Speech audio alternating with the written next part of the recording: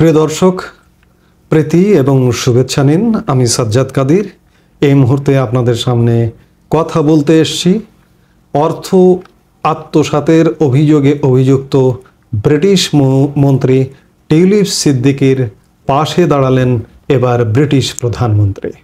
খবরে প্রকাশ, যুক্তরাজ্যের লেবার পার্টির মন্ত্রী টিউলিপ সিদ্দিক ও গণ অভ্যুত্থানে ক্ষমতাচ্যুত সাবেক প্রধানমন্ত্রী শেখ হাসিনার বিরুদ্ধে রূপপুর পারমাণবিক প্রকল্পে থেকে প্রায় ৫৯,০০০ কোটি টাকা আত্মসাতের অভিযোগ উঠেছে।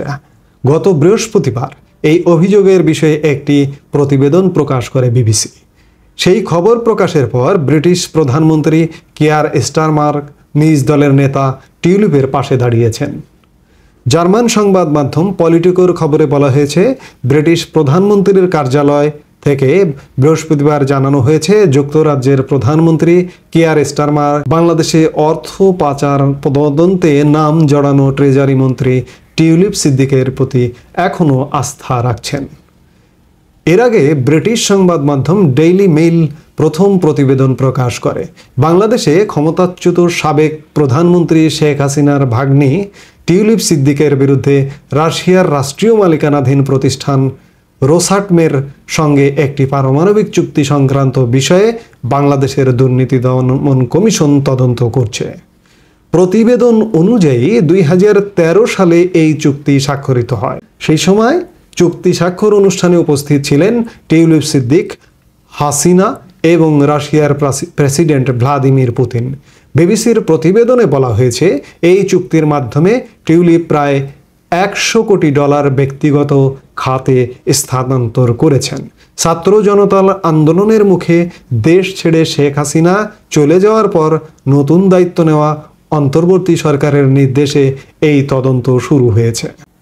ডাইনিং স্ট্রিট জানিয়েছে, স্টারমার সিদ্দিকের প্রতি তার আস্থা অব্যাহত রেখেছেন এবং তিনি ট্রেজারির অর্থনৈতিক সচিব হিসেবে তার দুর্নীতি বিরোধী ভূমিকা পালন করে যাবেন। প্রধানমন্ত্রীর মুখপাত্র জানান, সিদ্দিক তার স্বার্থের ঘোষণা দিয়েছেন এবং গণমাধ্যমে যেসব অভিযোগ উঠেছে তা অস্বীকার করেছেন। মুখপাত্র আরও বলেন, সরকারে যোগদানের পর থেকে সিদ্দিক বাংলাদেশের সঙ্গে সংশ্লিষ্ট কোনো সিদ্ধান্তে জড়িত ছিলেন না। ব্রিটেনের বিরোধী দল কনজারভেটিভ পার্টির ছায়ামন্ত্রী সভার নগরমন্ত্রী এবং সিদ্দিকের বিরোধী পক্ষ মার্ক গার্নিয়ার পলিটিকোকে বলেন, যে কারো মতো টিউলিপও ন্যায় বিচার পাওয়ার অধিকার রাখেন এবং আশা করি তিনি এবং তার পরিবার আনুষ্ঠানিকভাবে সেসব অভিযোগের জবাব দেওয়ার সুযোগ পাবেন। দেখুন, টিউলিপের বিরোধী শক্তি, বিরোধী পক্ষ, বিরোধী রাজনৈতিক দল, তিনিও টিউলিপের পক্ষে ইতিবাচক কথা বলছেন যে তিনি আইনের আশ্রয় নেবার সুযোগ পাবেন, তিনি এবং তার পরিবার। বাংলাদেশে কি এটি সম্ভব? এটি কল্পনা করা যায়? উল্লেখ্য, টিউলিপ সিদ্দিক বর্তমানে যুক্তরাজ্যের ট্রেজারি বেঞ্চের মন্ত্রীর দায়িত্বে রয়েছেন, যা ব্রিটেনের আর্থিক বাজারে দুর্নীতি প্রতিরোধে একটি গুরুত্বপূর্ণ পদ। তবে বাংলাদেশের দুর্নীতি দমন কমিশনের অনুসন্ধান থেকে পাওয়া তথ্যে দেখা গেছে, টিউলিপ সিদ্দিক শেখ হাসিনার দুর্নীতির সঙ্গে জড়িত। এই দুর্নীতির অভিযোগে শেখ হাসিনার পরিবার এবং সরকারের ঊর্ধ্বতন কর্মকর্তারা রয়েছেন, যার মধ্যে টিউলিপ সিদ্দিকের মা শেখ রেহানাও জড়িত বলে বলা হচ্ছে। টিউলিপ সিদ্দিকি ব্রিটিশ সিটিজেন, ছোটবেলা থেকে ব্রিটেনেই বড় হয়েছেন এবং ব্রিটেনের রাজনীতিতে সক্রিয়, এবং তিনি ব্রিটিশ পার্লামেন্টের 3 বারের এমপি, বর্তমান ব্রিটিশ মন্ত্রী। তিনি বাংলাদেশের বিষয়ে নাক গলাবেন এবং দুর্নীতি করবেন। তার কি দুর্নীতি করার প্রয়োজন আছে?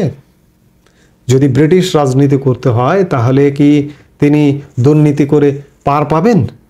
এটি নিশ্চয়ই তিনি জানেন। অর্থাৎ এই অভিযোগটি একটি মিথ্যা, বানোয়াট এবং ভিত্তিহীন অভিযোগ।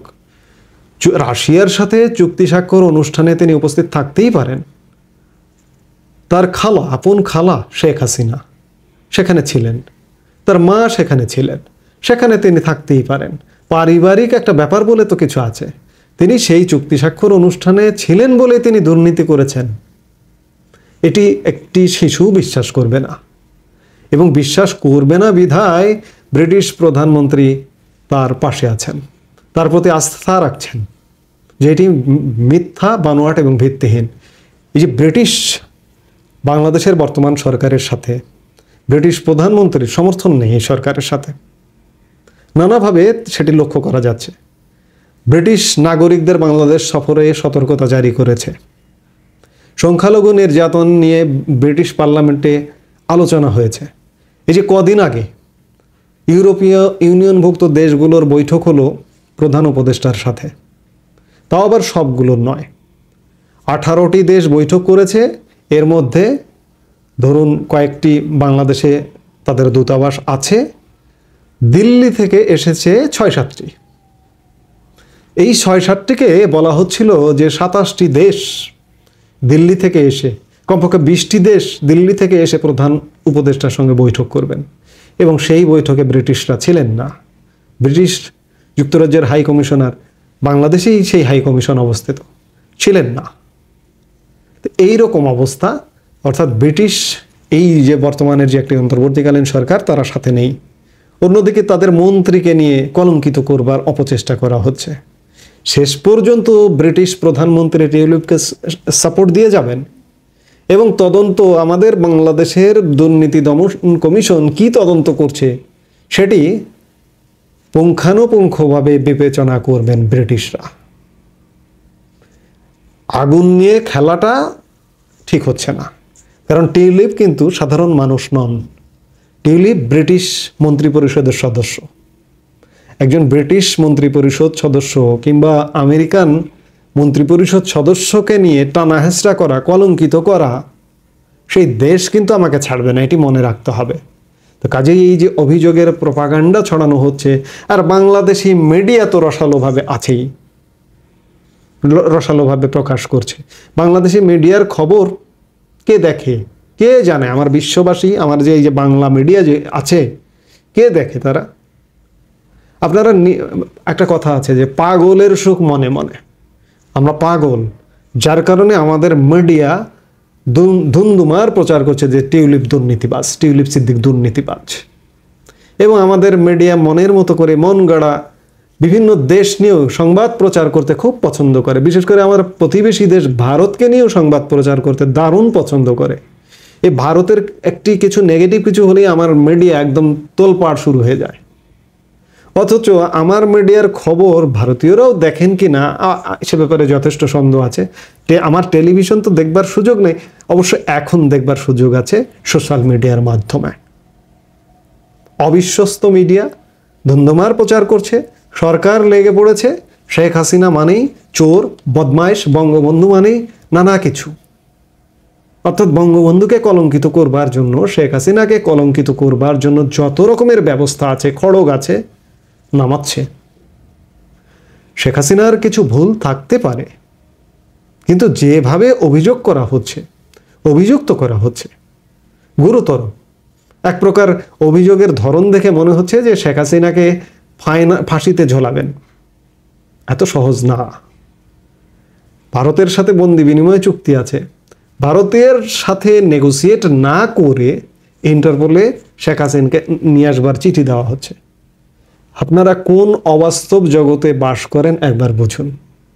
আমি যে কথা দিয়ে শুরু করেছিলাম যে টিউলিপ সিদ্দিকের পাশে প্রধানমন্ত্রী আছেন, স্বাভাবিকভাবে তার মন্ত্রীর পাশে প্রধানমন্ত্রী থাকবেন এবং শেষ পর্যন্তই থাকবেন। পারলে ঠেকান। এই মুহূর্তে এ পর্যন্তই। সবাই ভালো থাকুন, সুস্থ থাকুন। আমার স্বাধীনতা মুক্তিযুদ্ধের স্লোগান, নির্দলীয় স্লোগান, জয় বাংলা। আমাদের ভিডিওগুলো নিয়মিত পেতে সাবস্ক্রাইব করুন Sajjad Kadir and the legends YouTube channel এবং লাইক, কমেন্ট, শেয়ার করে সাথে থাকুন।